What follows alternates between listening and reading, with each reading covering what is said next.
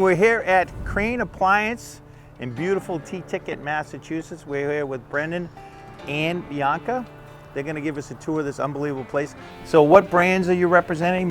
We have a little bit of everything. All of the Whirlpool products, Amana, Whirlpool, Maytag, KitchenAid, Frigidaire line, Electrolux, GE, So pretty Samsung, much everything. Yeah. I'm amazed, first of all, I'm amazed how much you have in this space, but how good it looks. So whoever set this up, good job. Yeah. I can't imagine anyone's coming in here and saying, gee, you don't have enough to look at. Because this is pretty impressive. I'm shocked at how much you've managed to put in here. So we've just transitioned to the lower level here. It is a full walkout, so we're not in a basement. We were like, okay, how are we going to enhance the showroom? This is really the brainchild of Bianca, where these vignettes that you see are all in partnership with our trade partners. Sure. But that's the whole general idea, is to give them a space where they can bring clients, they can show. Okay. So this is like their little showroom when they, a remodeler or a builder, he has a little area here that's kind of his. Exactly, yeah. Welcome back to the Just Build Baby Studio. You're listening to the BuildX Podcast, your ultimate guide to creating exceptional homes, innovative living spaces, and staying informed in all aspects of residential building technology. I'm your host, Buz Artiano. Today, we're excited to have Bianca Brummerloh and Brendan Crane in studio with us. Brendan is the Vice President of Crane Appliance, and Bianca is the appliance expert at Crane Appliance with 11 years of experience. Welcome to the podcast. Thanks for having us. Yeah. So again, I like to start out with who you are and how you came to Crane Appliances. So we're going to start with Bianca first. So, a little bit of history before Crane Appliance, if you wouldn't mind. Always been in niche customer service businesses. I worked for a credit card processor for 6-7 years, taking phone calls from people who didn't know how to work their credit card machines or were having... like technical service. Yep. Wow. Wrote code for a gift card program. Wrote code? With that company. So you're like a Renaissance woman. I am. I like to dabble in strange industries. I like that. Left there and worked for a swimming pool company for probably 10 years. Ran a retail store for a bit and then went out in the field doing openings and closings and repair and maintenance. So hands-on work. Hands-on work, absolutely. You are a Renaissance I woman. am. After that, actually, Crane was just on a want ad. They needed someone to help answer the phones in the service department.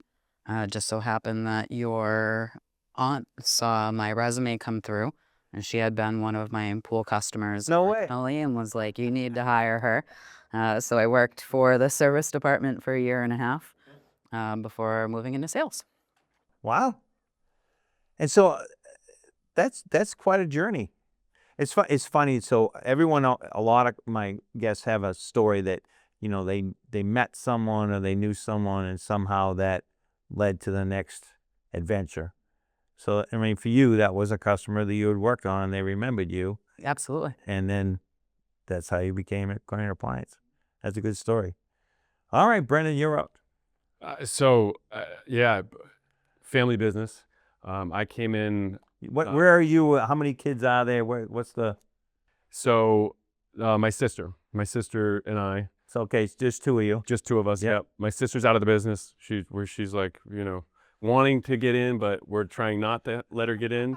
And I will say, she's a nurse at Mass General. She oversees.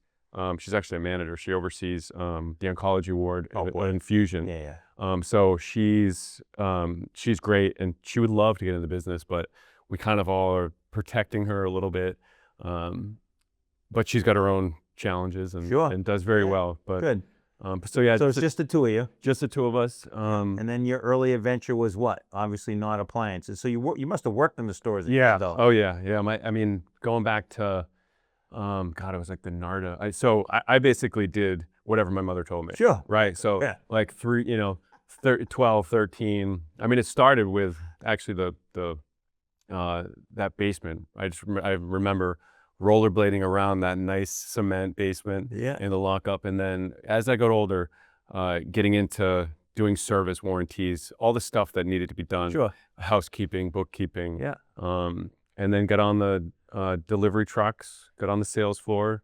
We had a sound and vision department, which was a home theater business. Okay. So I helped with that. then yeah, didn't went a different direction. So yeah, but how do you translate that to making documentaries?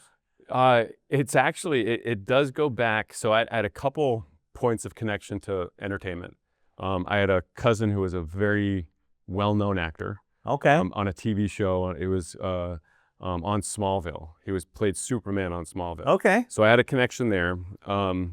My cousin's friend was a producer at a studio in Los Angeles. And then growing up, after my grandfather retired, and he was a sales rep for Roper, they opened up a video store. So I used to work in the video store during the summers. Oh, okay. And rent all the videos, Video Paradise. I used to rent, or I didn't have to rent them, but I took every video that I wasn't allowed to watch. There was a Brendan cannot watch list. And so I went and watched everyone. It was the largest selection of independent films and cult classics. Really? Yeah, so, and that kind of goes back to really niche stuff. Super niche, like things you would watch and be like, how the hell did this get made? It was like disastrous films, like made on a $3,000 budget. Yeah. And they're like, this is insane. Like just, but what it did was it changed my definition of what a film was. Sure. Got me interested in that. And then, yeah, I got a job at a agency, big agent, like a high pressure job. And that kind of set me on my course.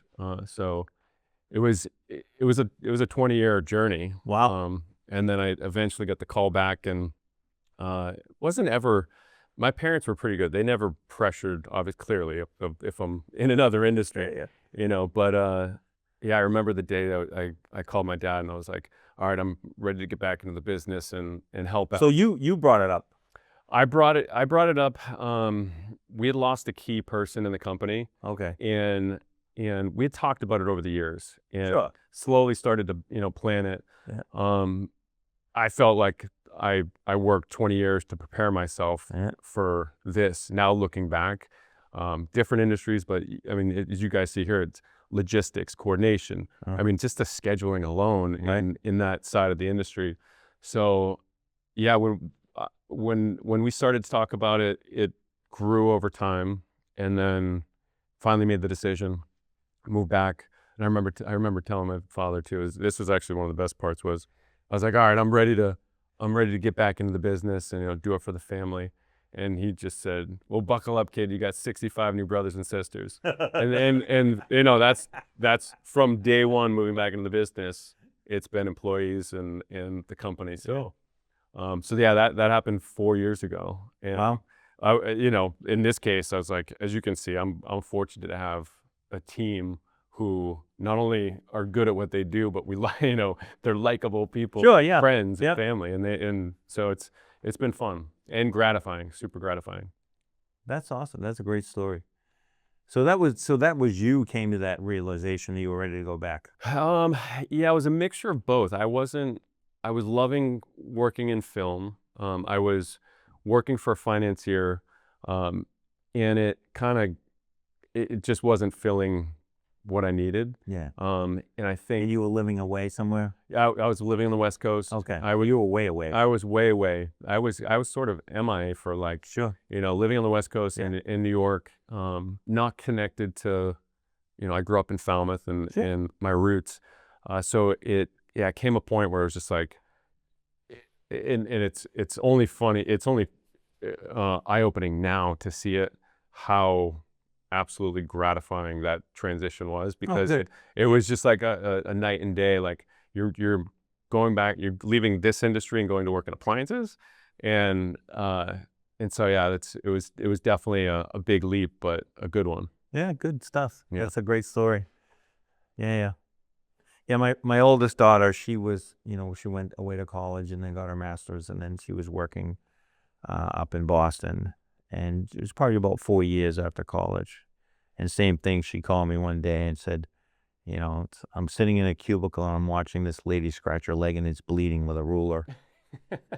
And yeah, let's talk. Oh man. And honestly, I was like, okay, come on down to the office. And it turned out to be awesome, but Yeah. it's just, same thing. She just, it wasn't making it for her. Yeah. The last thing was I I didn't want to see the business. I felt like my parents worked so hard, Sure. and that was like that pressure was weighing in a good way. You know, that was a good thing. All right, so those are great stories. So let's talk about Crane Appliance. Let's talk everything Crane now. So I know obviously I went to the Falmouth store, but you said there's another store and then there's a new store coming on. So maybe, Bianca, talk about, the current store and, just expand on that, trade partner a little bit, and then you can tell me about the new store. Sure. What that's, is that going to have a trade partner in it? Kind of Yep. bring it to speed. Yeah. Right. So in Falmouth, we have 2 levels. The lower level, which is where my desk is, and the upstairs, where is generally the main entrance. We had Sound and Vision was actually in the lower level until 6-7 years ago now. Time Yeah. just flies. 7, 8. A while that we've had vignettes down there of appliances. So why, but I'm really liking that. It's a good word. It is. Yeah. We're like, well, a great location, built the building from the ground up. We're not going anywhere. What do we do to elevate the experience for our customers? Which was kind of the birth of bringing the luxury lines downstairs. Upstairs will always be rows of refrigerators, rows of ranges, dishwashers as an appliance retailer. Generally, there's just a certain amount of people who just want a fridge and this. Absolutely. Say, let me see your fridge is under $2,000, and they're gonna look at them all and say, send me that one. And there's so many options, and people want to see and touch. Yeah, they absolutely. Yeah, it's not like the old days when there was 6 different fridges and that was it. So I mean, it's a lot of Absolutely. choices and a lot of options. So we decided we'd dedicate that space. Started with all new floors throughout, redid the ceiling tiles, new lighting, and then we were working on the design, and it occurred to us that most of the people that I'm working with on a regular basis are in the business. Cabinet companies, architects, designers, trade partners, people who are working with kitchens every day just like we are. And what a marriage of whatever the word it is I want. Marriage made in of kitchens. perfectness. Kitchen marriage. Scratch that. What a perfect Yeah. collaboration it would be to get those people involved in our new project. So we've been working with a lot of our contractors to make the new displays, beautiful tile backsplashes, countertops, hardware, just a real upscale feel for the showroom. Yeah. No, I really was very impressed, and I think it's a fantastic idea. And I can really see your vision there. So my hat's off to you. It's a lot of. I mean, I don't know how she does that between her work. Like we try not to blow her head up too much, but she's done an amazing job there. Yeah. Yeah, no, in great space. You would never know you're in the lower level. I mean, I know it's a walkout on one side, but it doesn't feel like you're in a lower level. It feels very luxurious and welcoming. So great layout, great job. It was interesting that, again, I'm not in that kitchen and bath world, and certainly not, doing that super custom work. And it was just interesting to see what the trend is, if you will, for the cabinet. Sure, yeah. So that was fun for me.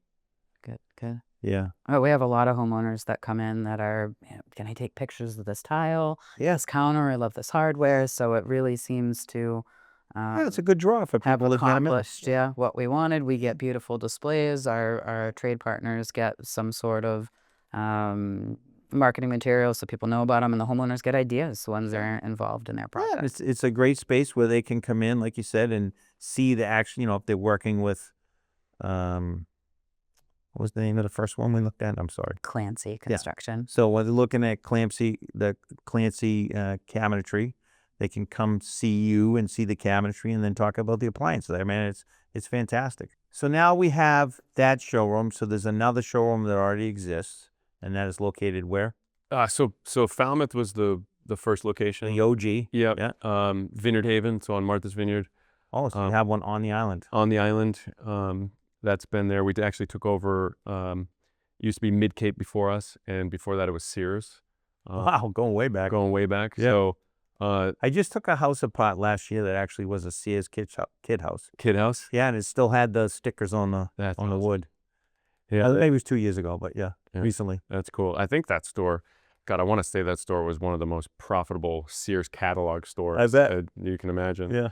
And then we're in Orleans. We have a showroom in the where the Staples Rock. I don't know if you've seen this, but the Staples Rock has become a landmark. They dug up they were doing renovations, and they pulled out a big rock and they put it right in the middle of the parking lot. No way. Yeah, it's people are flipping out and taking pictures on the rock, and it's now a new Cape Cod destination. And then so Orleans, and then we're opening up in Yarmouth. And will that have the trade partner type feel to it too, or just the Same thing, yeah. Paul and my father and Paul have been banging on doors, and have at this point everybody lined up. So Wow. Same. Okay. So this is a thing now. Yeah. yeah, it makes makes so much sense for Yeah. No, a lot of reasons. as Right? soon as you said it, I'm like, that's genius. Yeah. And we get you get, there's a song and dance with the manufacturers trying to get support and so on, but yeah, that we're excited for that, and also one of the big things is housing more service staff and service support. So having call center in that location. The amount of last year we went through we were playing around with how to take calls. So one of the things that we did was worked with a call center, a really high-end call center that did an amazing job, but we got all that data, what time of day people were calling, how many calls, how long were the calls. So now we'll probably take that in-house. Interesting. So that's a big thing for us, because it's so hard to get help on Martha's Vineyard. Falmouth, it's getting harder. With Yarmouth, we have a little bit more of a labor pool with Hyannis. So we're hoping that that's going to be. So that'll be your call center in that facility. We'll have service call agents in every store, so that when Right. people, we still have people coming into the stores looking for service help. Really? Yeah, Interesting. and it's needed, especially on the vineyard where customers are calling in. But in Falmouth and Orleans, people still come in, so we'll have. So you'll have somebody on a walk-in desk, but there will be a group somewhere making most of the calls. And as you can imagine, it's these days it's you have 30 manufacturers they're changing parts every year. Yeah, it's a nightmare. My dryer just crapped out, and the guy said he's mailing parts to me ahead of time, and then coming to service it.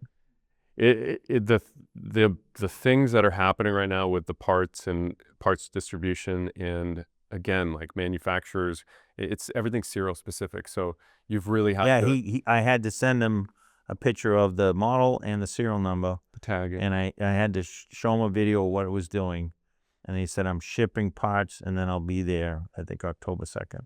Bosch in particular, they have an FD number, so they have a model and serial, and that FD number, you can't order a part without the FD number. Wow, it's that specific. Yeah, so because they'll change. I mean, this happened with a Speed Queen where I was getting an actuator and a motor, and it's like for serial numbers 1,244,000 through 1,254,000 use this motor. For serials, Wow. 2 million, but and so it's time consuming. Parts, it takes our parts team an exorbitant amount of time to get on the phone with manufacturers or the reps or parts distributors. So it's a lot more complicated these days, and there's a lot more hurdles. So we're really focusing on service and getting problems resolved quickly. Yeah, that's good, because that'll bring customers back when they need a new one. Hopefully. No, it will, absolutely. That's interesting. And so how did the new stores in Yarmouth, you said, how did that occur? What was the drive? That was Hurricane Bob. I mean, my father's a maniac. Like he is It was the tent sales. he's just like, and my mother was involved in the business. She was basically Smokey the Bear, and my father was the firefighter. Sure. So His fire starter. in Firestarter, yeah. So the idea came up. It had been rumbling like, hey, I actually met the guy, and over time, the idea just kept getting bigger and bigger within our company, and Bob jumped right on it. don't know how he got so much done in a 3-month period, gutting the entire place, finding the teams to get it done, and so he jumped on it, and has been pushing it forward And that's hard. opening when? This year, hopefully. Yeah. Yeah. Oh, that's good stuff. Well, that's a great story. But let's talk about like the beginning. Let's go back to the beginning. Like, how did Crane Appliance get started? It sounded like your grandfather did it. Did I hear that right? So my great grandfather. Great grandfather. We're going way back. Yeah, that's actually way back. So my great grandfather was working for Florence Stove Company. That was a company that merged with Roper. He worked with them, and my grandfather then got into the business, and he was a service rep for Roper and KitchenAid.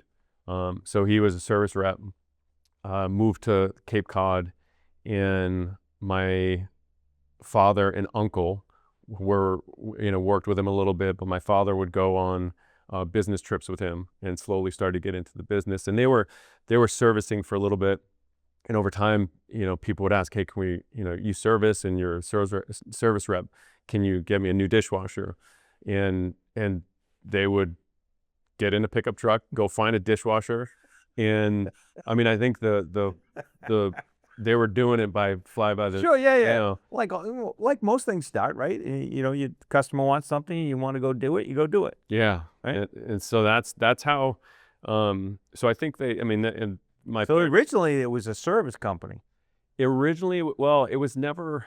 No, but I'm saying the early roots were service based. Yeah, and then eventually got into being a store and selling. Yeah, so the service obviously with the service rep, and my father and uncle servicing appliances, and then they figured out how to go buy them somehow. Yeah, they convinced somebody at Frigidaire to give them a container full of appliances, and I don't know what they had to do, but or how Frigidaire even allowed that. Yeah.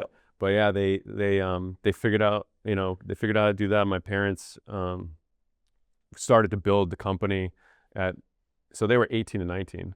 Wow. They were married already. Shotgun wedding. Yeah.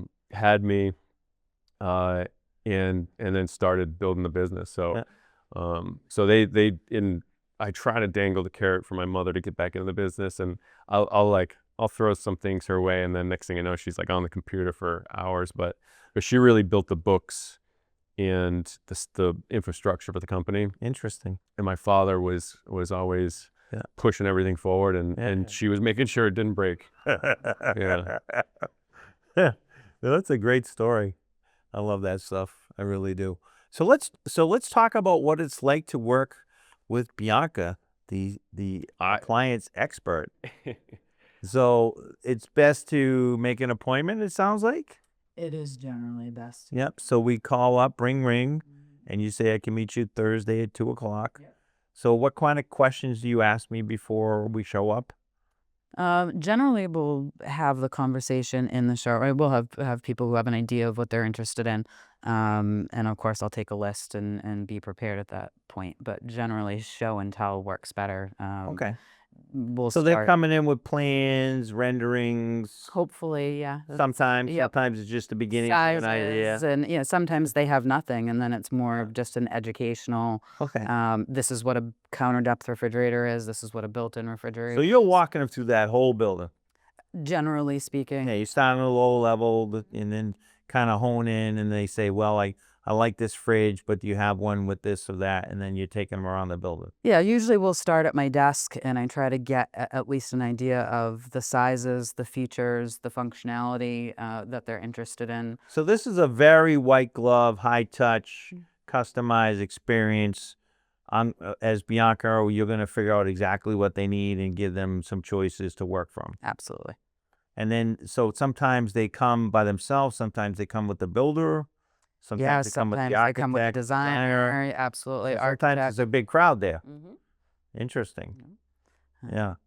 So, and generally, I know this is hard to say, but generally, how many meetings do you think you have with one of those clients? Usually only 2. Okay. The first time they'll leave with 2 or 3 viable packages, follow up with a few quotes just to give them an idea of what the bottom line would be, links to pictures to refresh their memory, sometimes a second visit just to make sure that what they're thinking is really the right package. Of course, we have homeowners that'll come in 4 or 5 times, Sure. but usually 2 is enough. Okay. And then, so now we say, okay, I want package A, and you put the quote together and we order it. Then what happens? Who takes over from there? I will, before ordering, once they okay a quote, I look for sign-offs from builders, whoever's going to be doing the Okay, you're cabinet. quarterbacking all that. Absolutely. So specs immediately go to whoever their trade partners are. Pre-construction, whoever that's handling that. Look for them to sign off that everything we have is going to work with the cabinetry. And then at that point, I would facilitate the purchase of the appliances. And generally from there, the homeowner is not involved. They don't need to be. I'll take it with the builder or the cabinet company to be updated on expected delivery dates, and we would communicate directly from there. Yeah, and what's the lead times running now for most appliances? Generally speaking, it's not surprising for things to be readily available. We are starting to see some back orders here and there. So it's kind of caught up, if you will. Yeah, two months is usually the longest that we're Okay. waiting for. So a reasonable period of time. Mhm. Interesting. And what trend are you seeing for people looking at appliances? What trends are you seeing in the clientele that's coming to see you? A lot more discussion about induction. Induction. Mm-hmm. What do you think's driving that? I think there is a desire for the energy efficiency. There's also been a lot of discussion in the news about gas being not particularly healthy to be using. And I know that there are some codes that are coming into play with building. Well, the energy code's a problem for any large in these large houses. Right. You know, you absolutely cannot use any gas. Yeah. You can, but you can't afford to build all the houses. Exactly. Yeah. If you really want gas, you could do it, but it's going to hurt the rest of the way through. Yeah. So that's interesting. Yeah. So I didn't think about that driving the induction. It was in my world, it's more safety, you know, on the ADU, you know, for older people. Right. So they're not, you know, putting a hand down on a hot surface.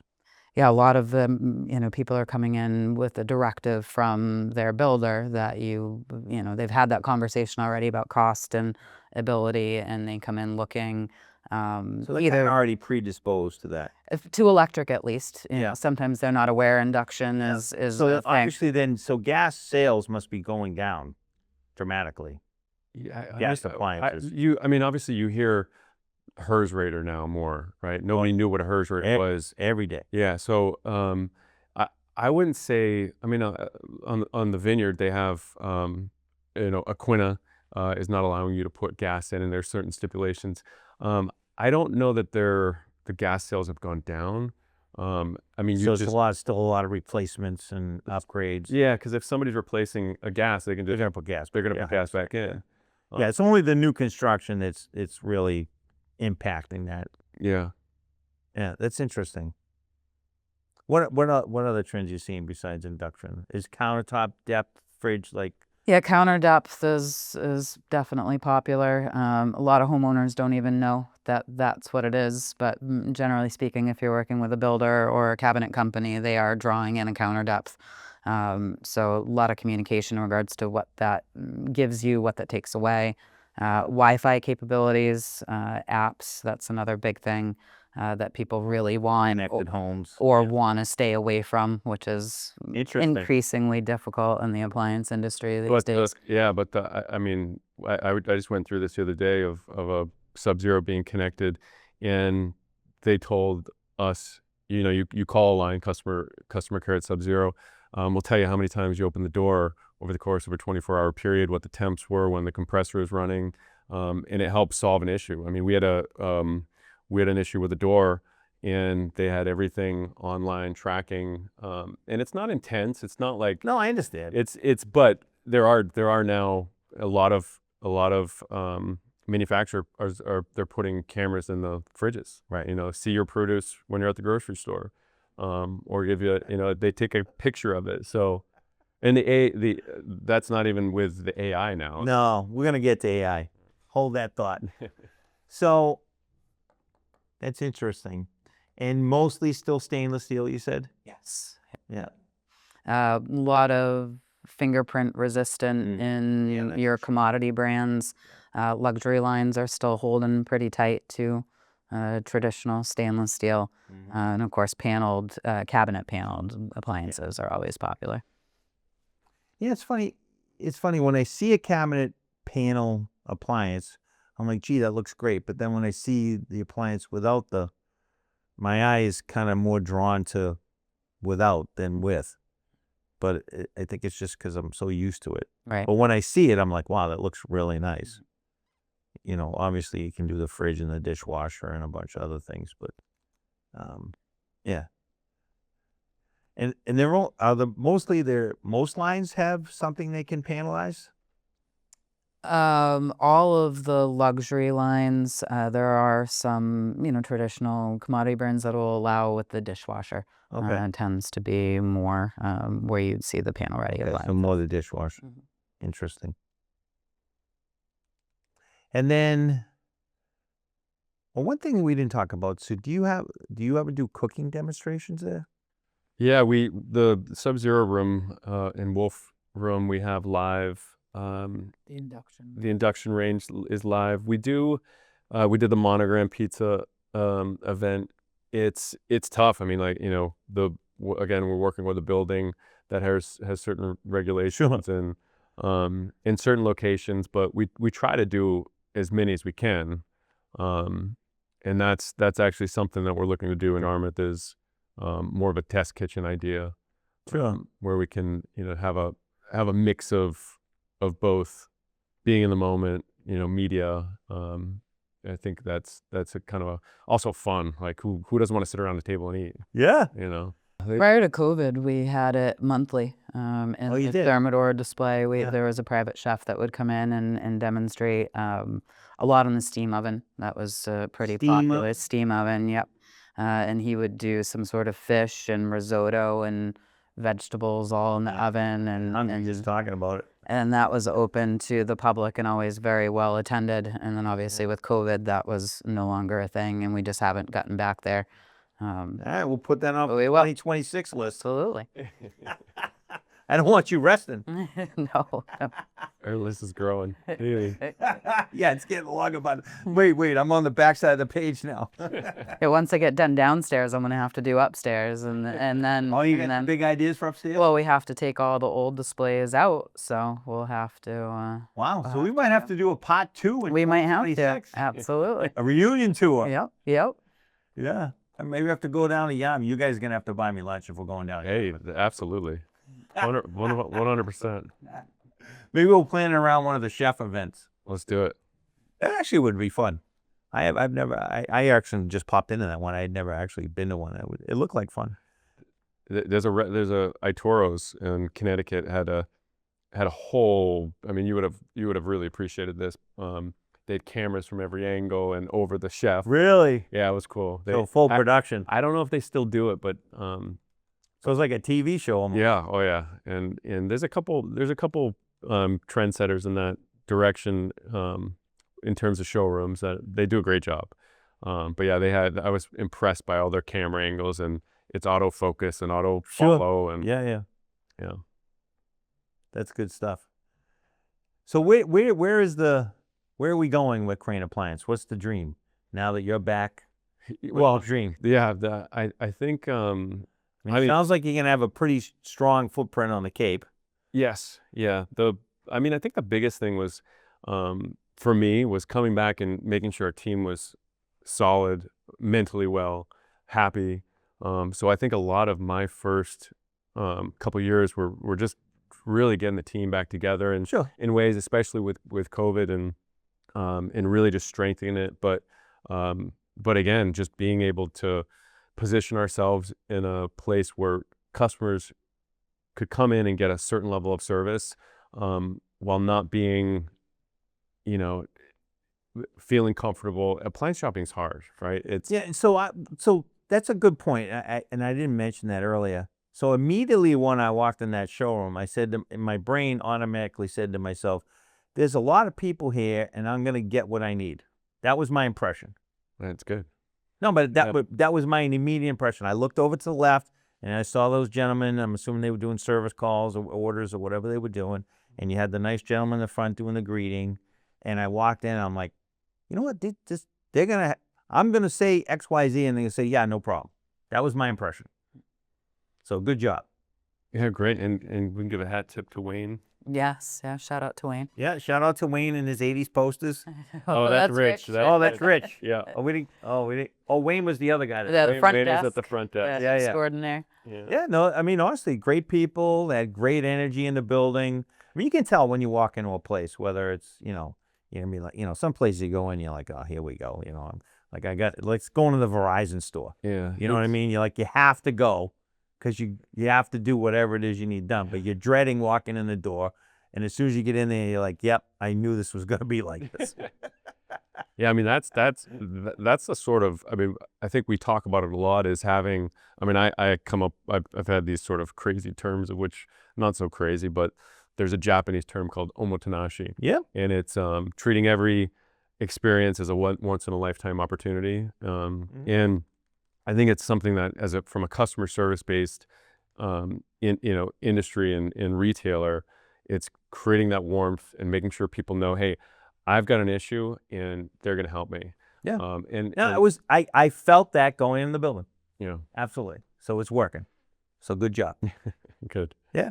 No, fantastic. But what's the next 10 years? What's the vision for the next 10 years?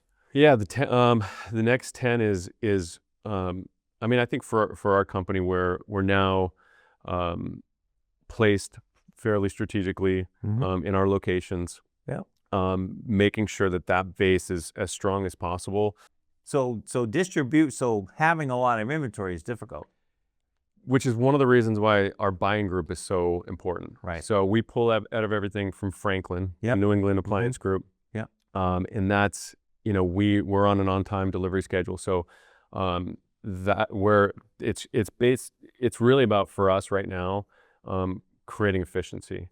That's how efficient can we be getting our product, servicing our product. How few steps can you take to get it done and still have the customer have a great experience? Yeah. And I think that's, there's I sent out we did this little newsletter and there was 9 people on a boat rowing and the crew. And I made an analogy between the 8 people on the boat, and that signified every department that touches one single sale. So everything from sales to dispatch to service to accounting, it's no different than a lot of businesses, but it's how efficient can we get? So it's kind of hard to give you the 10-year plan without giving you what we're doing now and how we're. I'll settle for that. Yeah. but it's certainly, I mean, I think that's, we have internal goals and where we need to be. Good. And a lot of data. I think that's something that we're in a lot more now, is data, and some of our systems that we use can really help us create those efficiencies. Yeah. So now I've purchased the appliances, you've scheduled the delivery. Now what happens? These are your own delivery drivers? What does that look like? It's a mix. We work, I think a lot of people are in the same boat as us. They work with a mix of contractors. We have a mix of teams. Our head of dispatch, who's been with us for 10 years, is dialed into the delivery, and it's really up to the salesperson to start that and get as much. We need as much information. It's getting how many stairs are going up, what the process is. And whether or not it's a homeowner versus a builder and other things. Yeah, because a builder obviously just needs it on site, and he's going to take it from there. Yeah. I think it's in our, again, the benefit of having a dispatcher who's worked for a long time and who's worked with a lot of our clientele is they know they have their own contacts, right? It's they work with the builders, they work with the homeowners or the caretakers. We do a lot of business with caretakers of properties. Properties and so let's pivot to so now it's been delivered and it's not working. It's been installed and it fails, and it's not your fault. It's a manufacturer's issue. So now, what happens with service? How does that? Who handles that? How does that work? Warranty versus out of warranty. Give me that rundown. Are they in-house techs, outsourced? Yeah, so that's something that I've been working. I work. I mean, I would say I was at 70 service, 30 sales. So that's something that I've been working heavily in the last couple of years, and gotten to this point where all of our technicians are in-house. They're all trained on bi-monthly basis. Wow. So they go to our group, get trained. My uncle, who's been a longtime service manager, he's moved into a role of technical director. We have a new service manager who's come in and helped really build a system. So kind of going back to maybe answer your question first, all of our technicians are in-house, highly trained, and we and then obviously appliances are much more computer driven now. A lot of circuit boards, computers, plugging in, diagnostics. and in some ways they're getting, GE, for example, it's similar to like a car. When you go to the dealership and they plug in a computer, GE has a really smart program, and as do many other brands in their own right. But GE, you just plug it in and it'll give you every error code you need to find. It'll tell you all the workings, and it makes our job a lot easier. Sure. But then, and you just, not to interrupt you, but you also saying that it's getting to a point now where these appliances are telling the factory, so when the rep doesn't even need to come, he can come with the parts he needs. theoretically, if they can get the parts and make it that seamless, it's headed that way, obviously. I think so. I mean, I think It makes sense, right? Yeah. I mean, the machine says, "Hey, I need a new whatever," and then the factory says, "Okay, ship this here," and then the guy shows up and he has to bolt it in and diagnose it and test it. Yeah. I think the further we get out, that's the direction we're going in. 100%. But that's important for people to know. So then when they call for service, they're going to get a Crane employee that's been trained every 2 weeks on the equipment that he's coming to work on, and it's someone that that's worked for you and their employee. It's not a subcontract. No, yeah. They first call in. They'll get a call agent. The call agent will look up their information, get their product, get what the issue is. That'll also get filtered through a system that we're working on now of how to handle that call. Does it need a specific technician? Does it need if it's more attention? XYZ, appliance, and they know they've been trained specifically on that brand or whatever. Yeah, so it gets, those are all the parts of efficiencies that you only get better once you have more information, and then you can disseminate that properly. So yeah, then the technician will come out and diagnose it. Those are all in-house. But again, that's very important. As a homeowner, especially, my wife, she's always, who's coming, right? Who's coming? Right. Who's coming to the house, right? It's a natural anxiety people have about strangers coming to the house, especially to work on their house. Yeah, everybody. I mean, as a business too. It's like you should be representing the company, and people should know when they show up. That's who's there. Yeah. They're in a Crane truck, and no, it's good. I mean, it's very, very important for people to know, because again, they're hesitant to pick up the phone because they don't know what's going to happen. Right. So they know, listen, I'm going to call and I'm going to get someone on the other end that's going to help me, and then they're going to assign someone, and that person's going to stay in touch with me, and I'm going to get a text and an email, I'm sure, from your system saying, Jimmy's coming out between 2 and 4, and he's going to take care of your issue. Yeah, that's powered by AI. Yeah. Well, we're going there next. So let's talk about AI. Sorry. Good segue. So how do you see so I'm going to go to Bianca first. Where are you seeing AI in what you're doing in the company? And then we're going to pivot to Brendan for AI and overall on the, software side of the business. Well, Bosch is probably the biggest trendsetter right now in AI. In the machines. Yeah. So I think they have probably one of the most robust, and actually the Cape Cod technology in your wash cycles. AI is in the boards. So they start to they're now looking at how you're trending when you do your laundry, Mhm. how you're doing your machines, cooking patterns. That's everything's Well, gonna I have. notice it now when I get in my car. It knows my patterns, and it'll pop up on the map and say, directions to so and so that I've gone to. When I'm doing the open houses, say for ADUs, and I go there over Yeah, 2 or 3 weeks. All of a sudden, I'll get in a car on a Saturday morning, and boom, that address. you're going. Yeah, Yeah, it's telling you where you're going. yeah, pretty much. Yeah. So it's fascinating. So you're seeing that. So you feel like Bosch is the leader in that right now. It's from the research that I've done, I know they're spending a lot of time and energy and resources into AI. I think they're behind the scenes. I mean, you don't see it as much on the retail side right now, customer facing. But they're all the big guys they're all working on it. Sure, 100%. Yeah, I don't think customers are going to notice it as Not much. right away. Yeah. Yeah, I think it's there, and if you go through and look to see, if you look up appliances AI, you're gonna get everybody's plan of action. Yeah, yeah. And they'll be first to tell you what they're doing.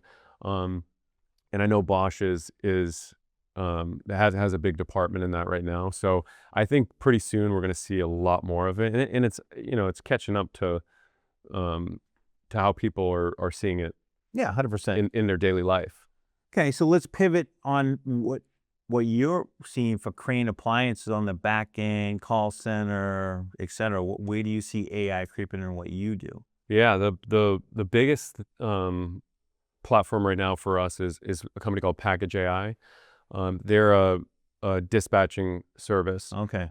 and it ties This is for everything. the service side. This is for the sales and service, dispatch and service. So the platform ties into our POS, Mm-hmm. and it'll go into the invoice, pull all the products, Yeah. load everything up, and then when the calls are routed, whether it's dispatch or service, it'll start a communication with the customer, and then from that point on, the customer can speak to somebody both live, or they'll get the updates.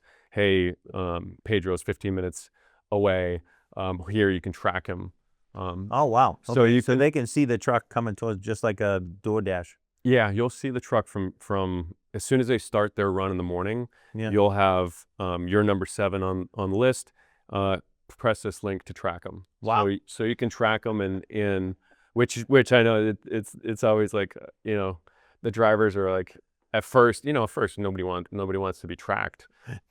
It's funny this is going way back. This is probably 1996. They was just coming out with the GPSs that went in the vehicles. Yeah. And the early versions, you plugged it in, it would just data log, and then you would pull it out once a week, and you would put in it, and you would get the data from it.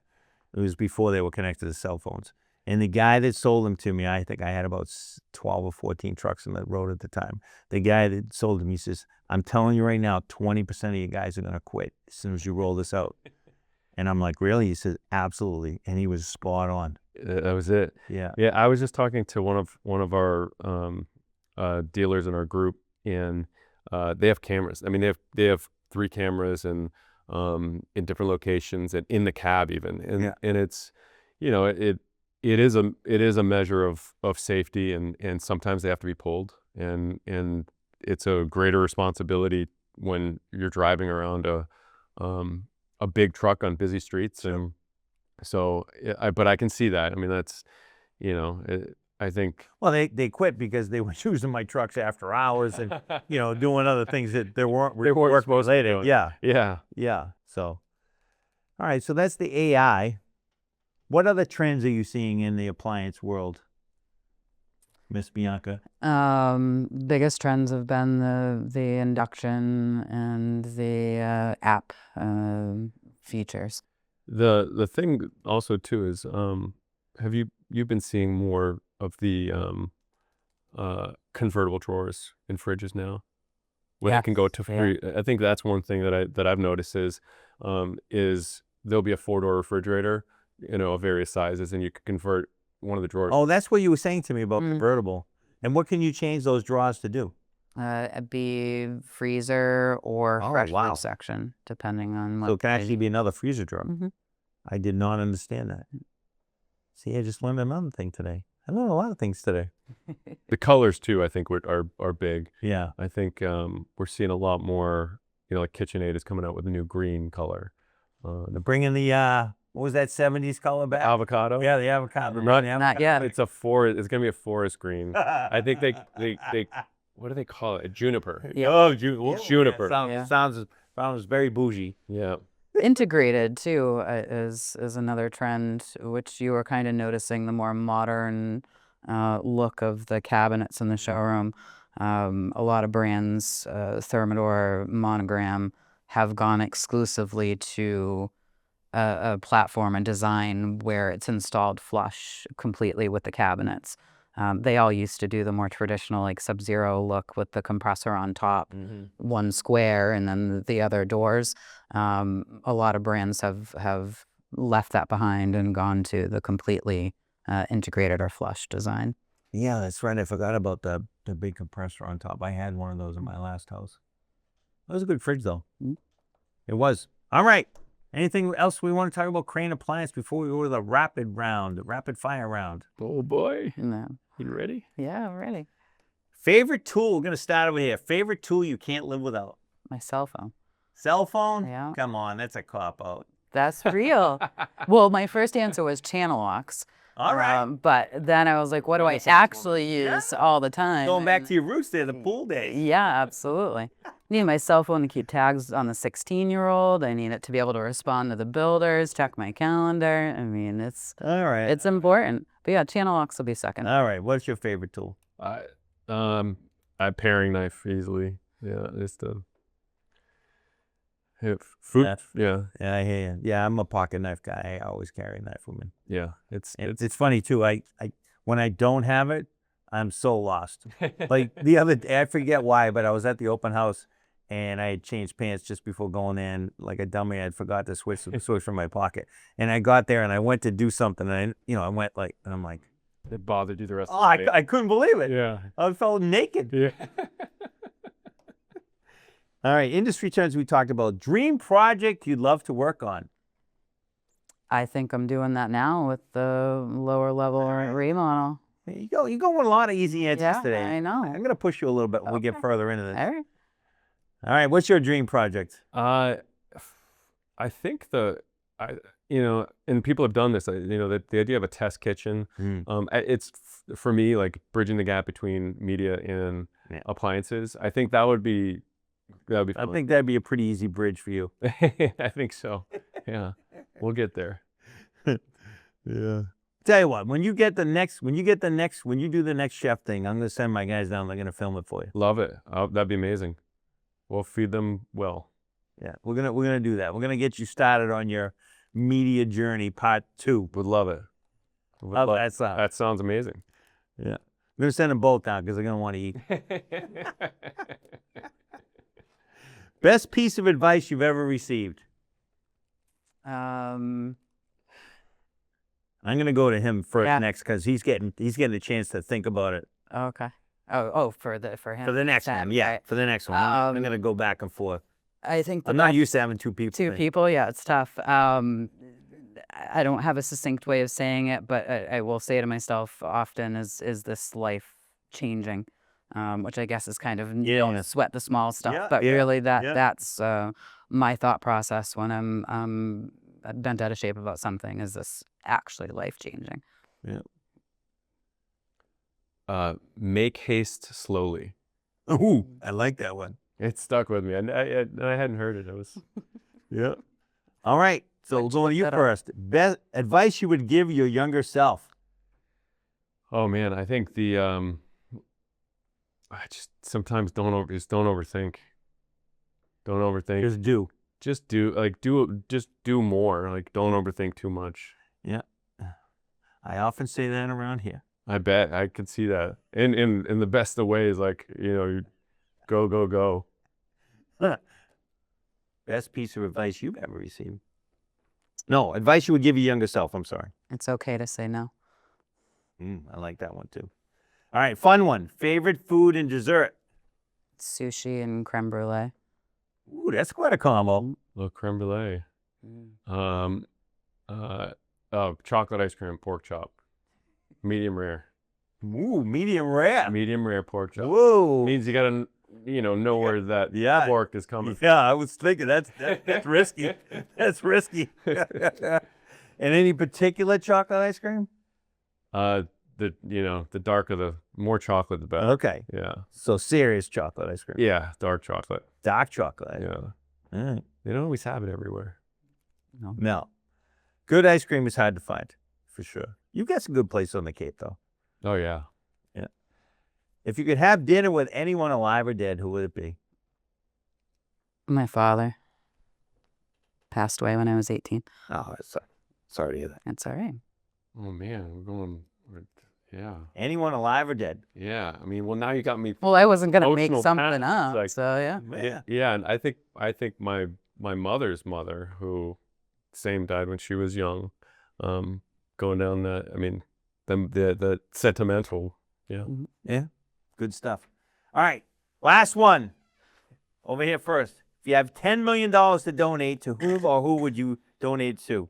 Just thinking, remember I asked my father about $1 million. I'm like, $1 million, and yeah, it's now the numbers are huge. Yeah. I mean, if it's that much money, I mean, God, you feel like a big jerk if you didn't go to like global hunger or something. But I do think, I mean, we're in this life for a certain period of time, and I think I'm sticking with the local. Okay. Yeah. Yeah. We do. So we've done a few things, and then over the last year, we've latched on to Shane Gives Thanks here in Carver. It's a local food pantry, and we just do everything with them. So I like it because I know what's happening. Yeah. And nothing against other organizations. It's not a dig on anyone. It's just, for me, I know what's happening. Yeah. Yeah. It's important. All right. Well, that was fun. That was great. Thank you very much. Yeah, that's a wrap for today's episode of the BuildX Podcast. Thank you to Bianca and Brendan from Crane Appliance for joining us. Please subscribe, like, and share if you've enjoyed it. See you next week. And remember, just build bigger.